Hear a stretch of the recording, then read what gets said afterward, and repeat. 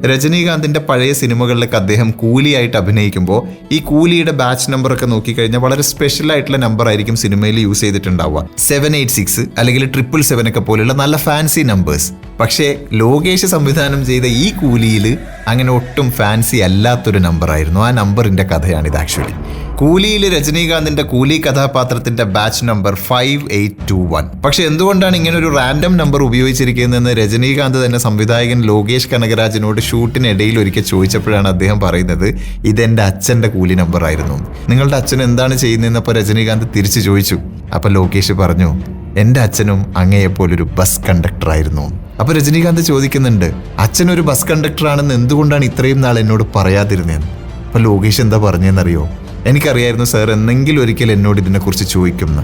അങ്ങനെ സാർ അതെന്നോട് ചോദിച്ചാൽ അതെൻ്റെ ലൈഫിൽ ഒരിക്കലും മറക്കാനാവാത്തൊരു മെമ്മറി ആയിട്ട് മാറും.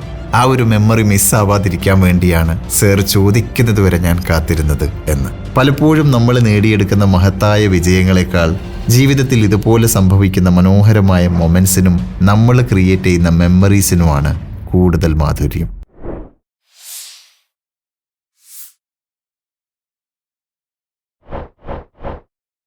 Super hits red FM. കേൾക്കൂ കേൾക്കൂ കേട്ടുകൊണ്ടേയിരിക്കൂ.